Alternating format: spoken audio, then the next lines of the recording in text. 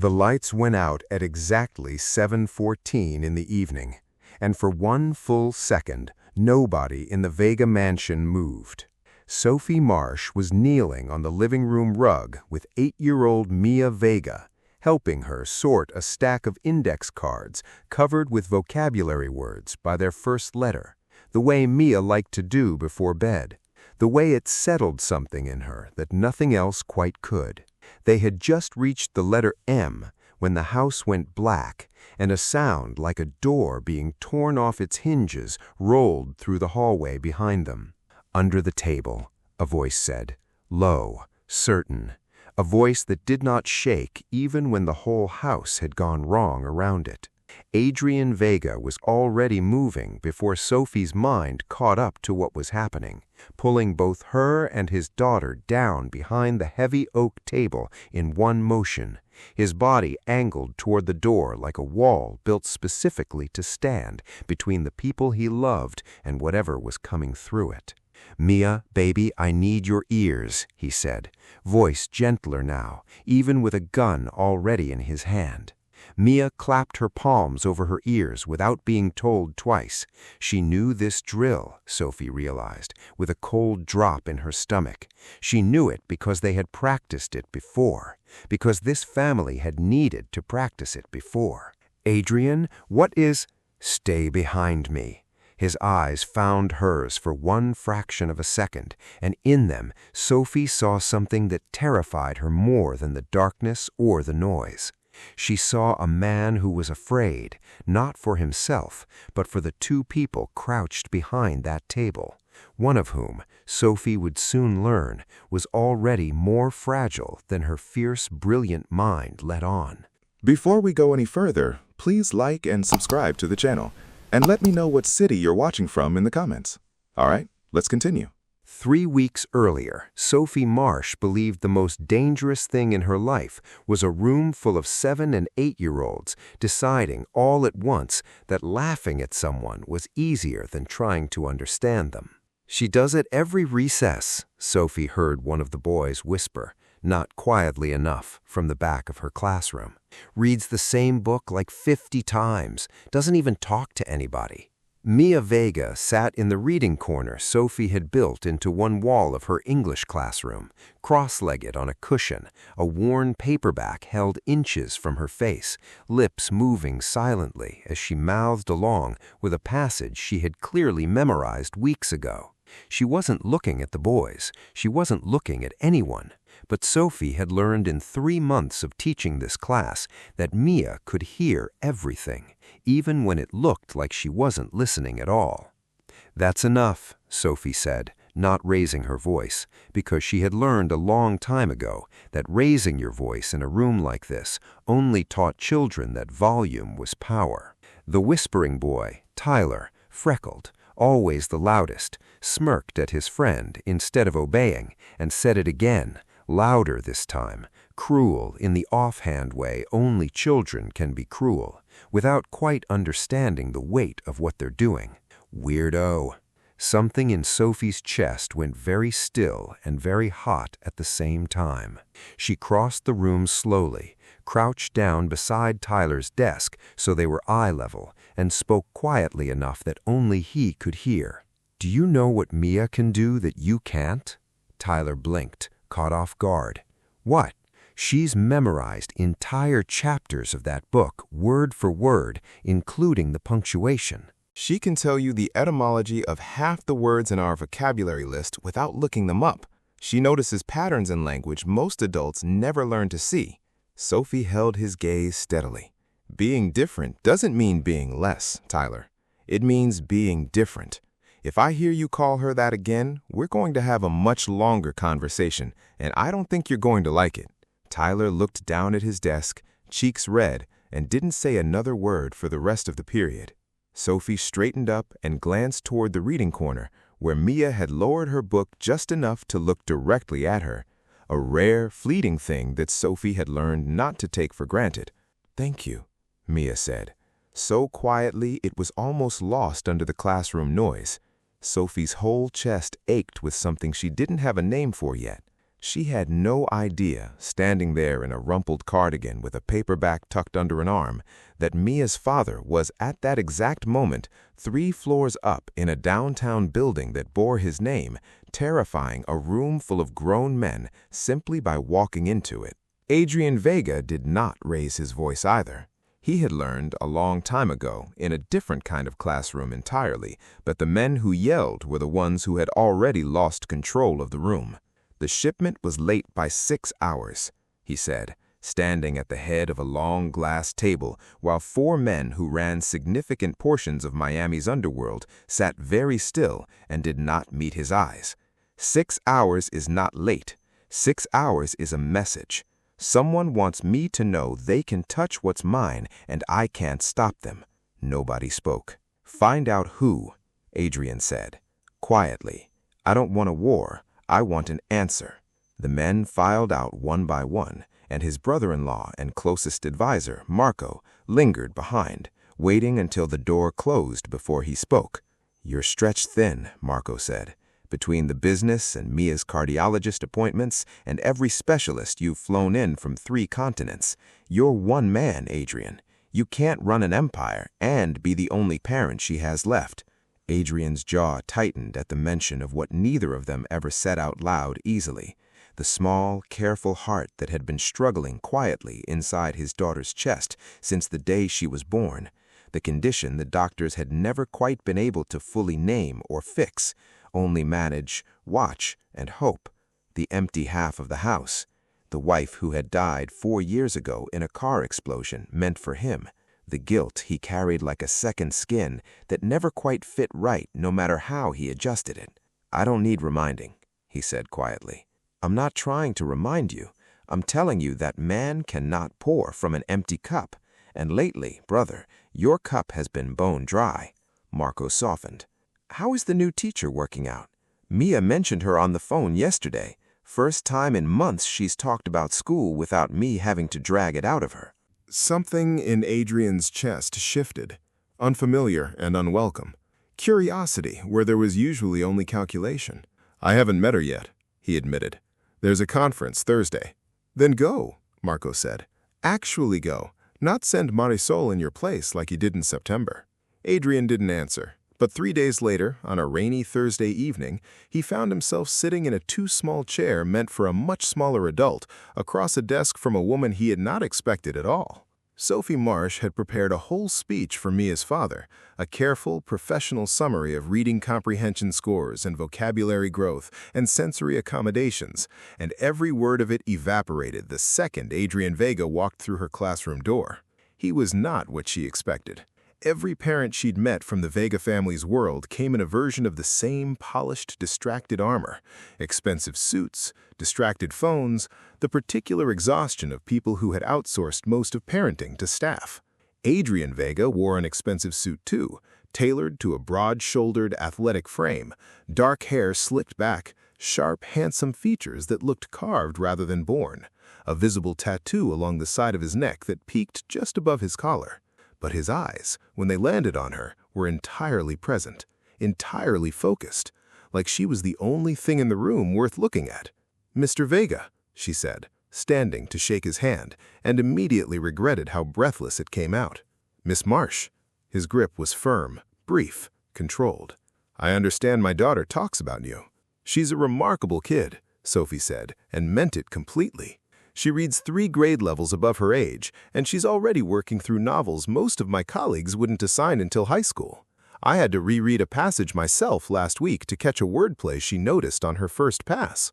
Something shifted across Adrian's face, surprise, maybe, or the ghost of a smile he seemed determined not to let all the way out. Most teachers open these meetings with a list of things she's struggling with. She struggles with plenty, honestly. Loud noises during assemblies overwhelm her. She needs more processing time for verbal instructions than the standard curriculum accounts for, and I've had to fight the administration twice already to get her the accommodations she's legally entitled to. She held his gaze steadily. But I didn't ask you here to talk about what she can't do, Mr. Vega. I asked you here because I don't think anyone's told you lately what she can. For a long moment, Adrian Vega, a man who ran an empire built on fear and precision, said absolutely nothing at all. because nobody in 4 long years had spoken to him about his daughter with that much warmth in their voice. "Thank you," he said finally, low and rough, "for seeing her." Sophie smiled, and something passed between them that neither of them had a name for yet. Something that would, in the months ahead, ask more of both of them than either could have imagined sitting in that quiet classroom. It became a habit neither of them planned. Adrian started attending every school event in person. The poetry recital Mia refused to perform in but insisted on attending anyway with noise-canceling headphones clamped over her ears. The book fair, the parent volunteer days that men in his position usually paid other people to handle. "You didn't have to come to this one," Sophie told him one Tuesday afternoon, watching him fold himself into a chair 3 sizes too small at the reading corner. "It's just extra tutoring. Mia and I do this every week. I wanted to see what she's working on."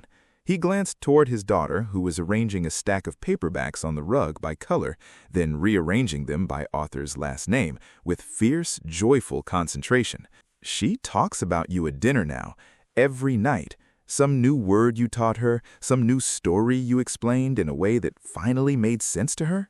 She's easy to teach when you actually listen to how her mind works, instead of forcing her into a mold that isn't built for her."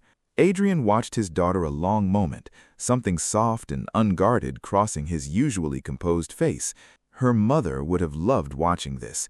She always understood Mia in ways I had to learn slowly after. Sophie's chest tightened at the quiet grief in his voice. "You don't have to talk about her if it's hard." "It's always hard," he admitted. "But it's good sometimes to say her name out loud instead of carrying her memory around silently like a stone in my pocket." He looked at Sophie then, something searching in his expression.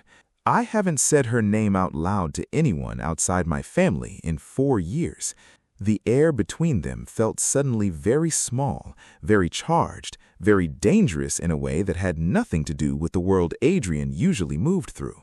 "Well," Sophie said softly, "I'm glad you did."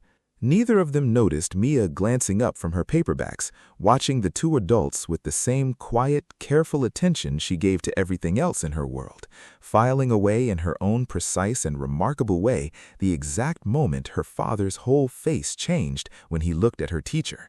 The jealousy arrived on a Friday, wearing a cream-colored dress and an expression that made it clear she had never once in her entire life had to wait for anything she wanted.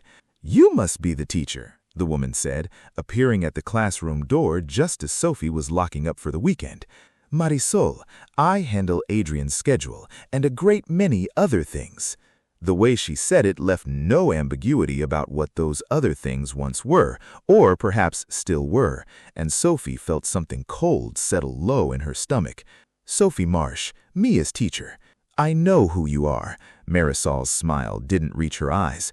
"Adrian's been different lately, distracted, warmer even, which is not a word anyone who's known him longer than a year would ever use to describe him." She stepped closer, voice dropping into something almost kind, almost concerned, entirely calculated. "I'd hate for you to get the wrong idea about what this is. Adrian doesn't do relationships. He barely does friendships.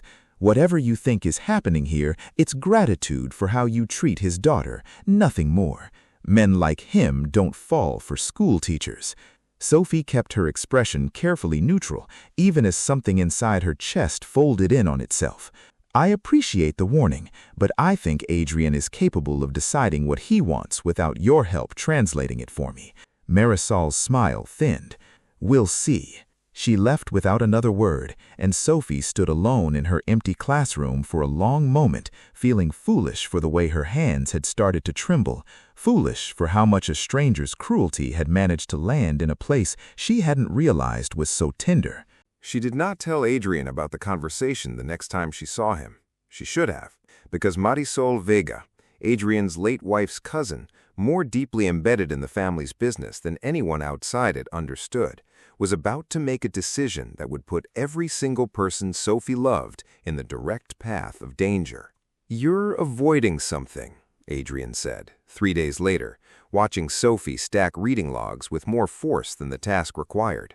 "I'm not avoiding anything. Sophie," he said her first name carefully, like he was testing whether he'd earned the right to it yet. Marisol came to see me on Friday. Something flickered dark and dangerous across his face. What did she say to you? That whatever this is between us isn't real. That men like you don't fall for women like me. Sophie's voice cracked slightly on the last part, and she hated that it did. Adrian crossed the space between them slowly, the way he always moved, deliberate, controlled, like a man who learned the hard way that sudden movements got people killed in his world. He stopped close enough that she had to tilt her head up to hold his eyes. Marisol has her own reasons for wanting to believe that, he said quietly. Reasons that have nothing to do with you and everything to do with a version of my life she thinks she's still entitled to. His jaw tightened. I have spent 4 years building walls so high nobody could get close enough to hurt me again. You walked past every single one of them without even trying, just by being exactly who you are with my daughter and with me. His hand came up, gently, to touch her cheek. Don't let anyone convince you that what's happening here isn't real. I have never in my life wanted something the way I want this. Sophie's breath caught. Adrian? Let me finish. His voice roughened. I don't know how to be soft, Sophie. My whole life has trained that out of me.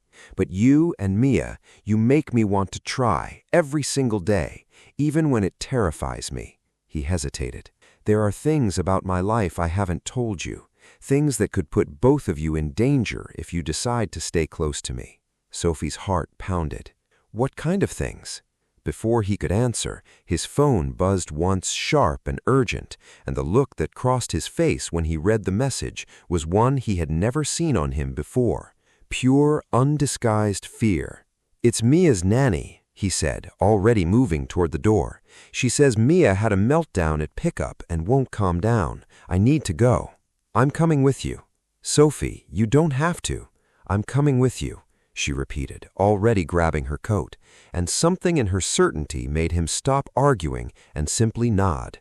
They found Mia in the mansion's sensory room 20 minutes later, curled into the weighted blanket corner she retreated to when the world became too loud, rocking softly, hands pressed hard against her ears, tears streaking silently down her face in a way that broke something open in Sophie's chest, her breathing coming just a shade too fast, too shallow, in a way that made Adrian's whole body go rigid with a fear Sophie didn't yet fully understand. "Hey, sweet girl," Sophie said softly, lowering herself to the floor a careful distance away, not touching, never touching without permission, exactly the way she'd learned over 3 months of careful patience. "Can you tell me what happened?" It took several long minutes of quiet before Mia's words came, halting and small. "The fire alarm. It went off during reading time. Nobody told me first. It was too loud, too loud, too loud." "That sounds really scary," Sophie said gently. "I'm sorry nobody warned you." Adrian knelt on Mia's other side, close but not crowding. His big, protective presence somehow softened into something gentler than Sophie had ever seen from him. One hand pressed lightly to his daughter's back, monitoring, always monitoring, in a way Sophie was only beginning to understand went deeper than ordinary parental worry. "I'm here, mija. You're safe. Breathe with me, just like Dr. Alvarez taught you." Slowly, over the better part of an hour, Mia's rocking slowed, her breathing evened, and she finally let her father pull her into his arms, small against his broad chest, safe in a way that made Sophie's throat ache watching it. "Stay for dinner," Adrian said quietly, once Mia had drifted into an exhausted sleep against his shoulder. "Please, I don't want tonight to end with you walking out that door. There's something I need to tell you about Mia, about why I watch her breathing the way I do." He told her that night, after Mia had been carried to bed, sitting across from Sophie at the kitchen island with 2 untouched cups of coffee going cold between them. "She was born with a heart condition," he said quietly, "a rare kind of arrhythmia, tangled up with a structural weakness the doctors have never been able to fully repair. We manage it. Medication, monitoring, a specialist who flies in every 6 weeks. Most days, you'd never know anything was wrong at all." his hands wrapped tight around the coffee cup he wasn't drinking. But stress, overwhelm, a meltdown that goes on too long, it puts strain on a heart that was never built to carry that kind of weight easily. Every time I see her overwhelmed, I'm not just worried about a bad afternoon, Sophie. I'm worried about the thing that could take her from me, the way I lost her mother. Sophie reached across the island and took his hand without hesitation. Thank you for trusting me with that. I don't trust easily, Adrian admitted. I haven't, not really, since Elena died. But you spent 3 months proving over and over that you see my daughter as a whole person instead of a diagnosis to be managed or a liability to be protected. I need you to understand what you're choosing if you choose to stay close to us. It isn't just my world that's dangerous, Sophie. Her own body is a kind of danger too, one I can't shoot my way out of, one no amount of money has ever been able to fully solve. Sophie's eyes were wet, and she didn't wipe them away. I'm not going anywhere, Adrian. Not because of your world, not because of hers. I chose this the day I decided teaching meant seeing every child exactly as they are, not as everyone else assumes they should be. It should have been the beginning of something steady. It was, instead, the beginning of the most dangerous and the most beautiful year of both of their lives. Marisol had been feeding information to a rival organization for 11 months by the time Sophie walked into Mia's classroom that first day in September, though at the time, none of it had anything to do with a teacher who hadn't even been hired yet. It had started with resentment, watching Adrian build an empire that should have been shared, in her mind, with the family that had helped raise him after his own parents died, only to be kept at careful arm's length, trusted with schedules or logistics, but never with the true reins of power. The Reyes organization out of Bogota had approached her quietly, patiently, offering her a partnership instead of servitude, a seat at a table instead of a chair outside the door. She had told herself for 11 months that she was only providing information, nothing that would get anyone killed, nothing that mattered. But watching Adrian's face soften for a schoolteacher in a way it had never softened for her, not once in 15 years of loyal service, something in Marisol finally snapped clean through the last thread of restraint she'd been holding on to. She picked up her phone that Friday night and made a call she could never take back. The attack came on a Tuesday night, 3 weeks after that first parent-teacher conference, while Sophie sat cross-legged on the living room rug, helping Mia sort vocabulary cards by letter, exactly the way Mia liked to do before bed. Which brings us back to the darkness and the footsteps in the hallway, and Adrian Vega crouched in front of the 2 people he loved most in the world with a gun in his hand and fear in his eyes for longer than he could remember. "Stay here," he whispered, moving toward the doorway in a low crouch, and Sophie's whole body screamed at her to grab him and hold him back, and she didn't, because some deep animal instinct told her that stopping him now would only get all 3 of them killed. The first gunshot cracked through the house like the world splitting open. Mia's whole body flinched violently against Sophie's side, hands clamped so hard over her ears that her knuckles had gone white, her breath coming in the same fast, shallow pattern Sophie now recognized with a fresh spike of terror, and Sophie wrapped both arms around her, pressing her lips to the top of the little girl's head, murmuring the calmest, steadiest words she could find. "I've got you, sweet girl. Breathe with me. In for 4, hold for 4, just like Dr. Alvarez taught you. We're going to be okay." 2 more shots, a man's shout, cut off suddenly. Then a terrible, ringing silence that stretched long enough for Sophie's heart to stop entirely. "Adrian?" she called out, voice shaking. "Adrian!" Footsteps returned down the hallway, heavy and deliberate, and for one endless, terrifying second, she didn't know if they belonged to the man she loved or to whoever had come to take him from her. Then Adrian appeared in the doorway, blood on his shirt sleeve that wasn't his own, expression carved from stone, and every ounce of tension in Sophie's body broke at once. "It's over," he said, voice rough, "for tonight.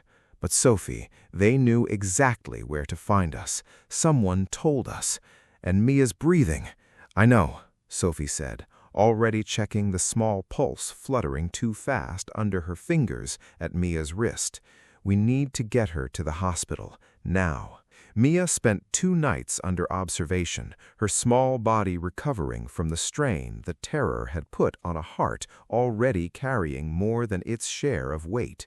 And Adrian did not leave her bedside once, not even when the truth about who had betrayed them arrived 2 days later, delivered not by investigation, but by Marisol herself. "You would have lost everything eventually," Marisol said in Adrian's office, voice cold and steady, even as her hands trembled at her sides. "The empire, the respect, the fear that keeps men like Reyes at a distance, all of it gone the moment you let a school teacher and a little girl matter more than the family who built this with you. You put a target on my daughter's back," Adrian said, low and shaking with a rage that had nowhere safe to go. "A daughter whose heart could not survive what you nearly cost her. You grew up in this house. You held her the day she was born. I did this because nobody ever gave me a seat at your table." He did not kill her. He handed her over to authorities with enough evidence to guarantee she'd never see freedom again, a mercy that cost him more than violence would have. But the danger she had unleashed did not disappear with her arrest, because Rafael Ibarra, the head of the Reyes organization's Miami operations, had already gotten exactly what he needed from her: a location, a routine, a single soft point in Adrian Vega's carefully guarded life. And he had no intention of letting that opportunity go to waste just because his inside source had been caught.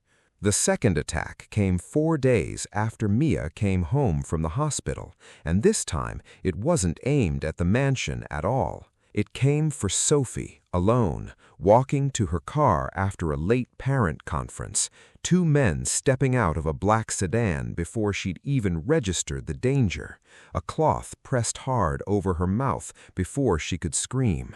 She woke up bound to a chair in a dim, unfamiliar room, wrists raw against rope, head pounding, and a man she had never seen standing several feet away, studying her the way a collector studies a rare and valuable piece. "Ms. Marsh," Rafael Ibarra said, "I've heard a great deal about you, the woman who finally cracked Adrian Vega's ice.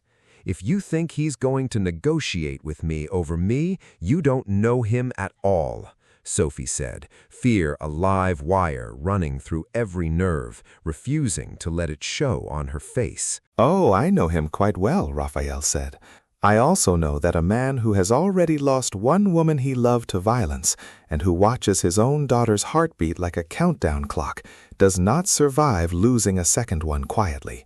He'll tear this city apart looking for you. And when he finds you, Ms. Marsh, he'll make mistakes I intend to be waiting for." Somewhere across the city, Adrian Vega received a photograph on his phone. Sophie, bound, frightened, alive, and felt every carefully constructed wall inside him collapse at once. "Get the cars," he said, voice gone somewhere beyond calm, into a stillness every man in the room recognized as far more dangerous than shouting ever could have been. "All of them. Now." He tore the city apart looking for her. "You're not thinking clearly," Marco warned, riding beside him in a car moving too fast through wet streets. "This is exactly what he wants. She held my daughter through a meltdown like it was the easiest thing in the world," Adrian said, jaw locked so tight it ached. "She looked at Mia and saw brilliance where the rest of the world saw a problem to be managed. I am not losing her the way I lost Elena. I will burn down every warehouse Rafael Ibarra has ever touched before I let that happen." They found the location within the hour, a shipping warehouse on the industrial edge of the docks. Adrian walked through the door 40 minutes later like something out of a nightmare he had built himself, gun raised, every armed man inside turning toward him at once. What happened next happened fast, brutal and loud and over almost before it began. Rafael grabbed Sophie as a shield a moment Adrian's men poured through the door, gun pressed hard against her ribs, and for one horrifying moment, Adrian's entire world narrowed down to the barrel of a gun against the only person he had room in his broken heart to love the way he'd once loved Elena. "You're not going to shoot her," Adrian said, quiet in the way of a man who had already decided something irreversible. "Because the second you do, you lose the only leverage you have." Something shifted in Raphael's grip, a hesitation, small but real, and Sophie drove her elbow back hard into his ribs and dropped low, twisting free. The shot that followed missed her by inches. It did not miss Raphael Ibarra, whose own man, panicked in the chaos, fired wide and caught his boss instead. By the time the smoke cleared, Sophie was in Adrian's arms, both of them shaking, both of them alive. He held her like a man who had, for the second time in his life, been genuinely afraid of losing something, and had gotten, against every cold lesson his world had ever taught him, the miracle of not having to lose it after all. The weeks after the warehouse were quieter than either of them expected. The Reyes organization, leaderless and fractured, retreated into silence. Marisol's trial moved forward quietly, out of the headlines. And Mia, remarkably, weathered the whole ordeal with a resilience that surprised everyone but Sophie, who had never once doubted the strength hiding beneath her careful, precise exterior. "You were very brave," Sophie told Sophie one afternoon, sorting her vocabulary cards again on the living room rug, the world slowly finding its rhythm. "Papa says, brave doesn't mean not being scared. It means doing the right thing, even when you're scared." "Your papa's very smart," Sophie said, smiling. "He likes you," Mia said matter-of-factly. "His face changes when you're in the room. It goes softer. I've been tracking it since September." Sophie laughed, startled and delighted. "You've been tracking it?" "I track everything," Mia said, entirely serious, and went back to her cards. He proposed on a Saturday afternoon in October, in the sensory room where Mia felt safest, with his daughter sitting cross-legged between them, holding a small velvet box she had insisted on carrying herself the whole way from his office. "Will you marry us?" Adrian asked, and Mia nodded solemnly beside him, as if the grammar of the question made perfect, obvious sense. Sophie laughed, wet-eyed and completely undone. "Both of you?" "Both of us," Adrian confirmed. "Then yes," Sophie said, pulling them both into her arms at once. "Yes to both of you. Always." They married in the spring, in the mansion's garden, with Mia as the flower girl who insisted on walking at exactly her own careful pace instead of the rehearsed one, reciting under her breath the poem she'd chosen to read aloud during the ceremony, a poem she had memorized perfectly, word for word, the way she memorized everything that mattered to her. "Papa says love is choosing someone every day," Mia read, standing very straight in her small white dress, unbothered by the eyes of every guest in the garden, entirely herself. "I choose Sophie every day too. That's how I know she's really my mom now, not just my teacher." There was not a dry eye among the guests, and Adrian, watching his daughter and his new wife, standing together beneath the flowering arch, felt for the first time in 4 years that the empty half of his life had finally, fully, been filled back in. He did not know yet that he had less than a year left to hold on to that feeling before it was tested in a way nothing else, not even gunfire, had ever tested him. It happened on an ordinary Tuesday in November, 8 months into the marriage, the kind of gray, quiet afternoon nobody remembers as significant until it becomes the day everything changes. Mia had come home from school with a book she was excited to finish, curled into her favorite spot on the living room rug, while Sophie graded essays at the kitchen table and Adrian took a call in his office down the hall. She had complained, briefly, of feeling tired, of her chest feeling tight in a way that Sophie, alarmed, immediately recognized as different from her usual sensory overwhelm. "Mia, sweetheart, can you tell me what's happening?" Sophie asked, already moving toward her, already reaching for the phone to call Dr. Alvarez. "My heart feels funny," Mia said, small and confused, one hand pressed to her chest, "like it's running without me." By the time the ambulance arrived, Mia's heart had slipped into the exact rare, dangerous rhythm the doctors had warned them about for years, the one her small structural weakness had never been strong enough to withstand for long. Adrian rode beside the stretcher, holding his daughter's hand the entire way, murmuring the same steady words Sophie had once taught Mia to breathe by, over and over, like they were a spell that could hold back what the machines were already beginning to show. They worked on her for 40 minutes at the hospital. It was not enough. Grief, Sophie would learn in the months that followed, does not arrive the way films and books suggest it should. It does not crest in one dramatic wave and recede. It arrives in small, unbearable moments. A vocabulary card left half-sorted on the living room rug that nobody could bring themselves to move for weeks. A paperback with a bookmark still tucked exactly where Mia had left it, 3/4 of the way through a story she would never finish. Adrian did not speak for 4 days after the funeral. Sophie did not push him to. She simply sat beside him each night in the quiet house, her hand in his, letting the silence be its own kind of company, because she understood, in a way few people could have, that some grief needs witnesses more than it needs words. "I keep thinking about the poem," Adrian finally said, on the 5th night, staring at nothing in particular. "The one she read at our wedding. She chose it herself, practiced it for weeks without telling either of us, just so she could get every word exactly right. I think about it every day," Sophie admitted. "She said love was choosing someone every day." His voice broke, finally, after 5 days of terrible, controlled silence. "I don't know how to keep choosing anything, Sophie. I don't know how to keep doing this without her." Sophie pulled him into her arms. This powerful, cold, careful man who had built an empire out of never letting anyone close enough to hurt him, and held him the way she had once held his daughter through the darkest nights of her small, remarkable life. "You choose it the same way she taught us to," Sophie said quietly, her own tears finally falling freely. "One day at a time, one word at a time, if that's all we can manage some days. We keep her exactly where she taught us to keep everything that mattered, sorted carefully, held close, never forgotten." They did not disappear into their grief forever, though there were months where it felt like they might. The following autumn, on what would have been Mia's 10th birthday, Adrian and Sophie opened the doors of a small reading room at the very school where they had first met, shelves lined with the exact kind of well-worn paperbacks Mia had loved best, a quiet corner with soft cushions and noise-dampening walls, built specifically for children who needed a gentler kind of classroom than the one the rest of the world assumed everyone required. They named it simply, Mia's Corner. "She would have loved this," Sophie said, standing in the doorway on opening day, watching a small boy with headphones clamped over his ears settle happily into the reading nook, with a worn copy of the exact book Mia had died 3/4 of the way through, finally being finished by someone else's careful hands. "She would have organized every shelf herself within the hour," Adrian said, a small, aching smile finding its way onto his face for the first time in weeks, alphabetically, then by color, then probably by some pattern only she could see. Sophie laughed, wet-eyed, and leaned into his side. "We'll never stop missing her." No, Adrian agreed, wrapping his arm around her, watching the small boy in the reading nook turn a page with quiet, focused joy. "We won't. But I think, some days, missing her this much just means we loved her exactly as much as she deserved to be loved. And I think, if she were here, she'd tell us that's the whole point. Loving someone all the way, even knowing it means grieving them all the way too, when the time comes."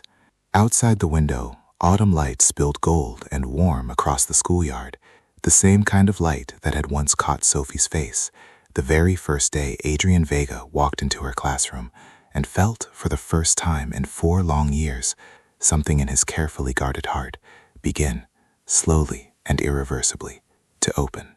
They stood together in the doorway of the room built in their daughter's memory, 2 people who had chosen each other through gunfire and grief, and every impossible thing in between, and understood, in the quiet way that only real love ever teaches anyone, that some choices you only have to make once, and then simply keep on choosing, every single day, for as long as you're given.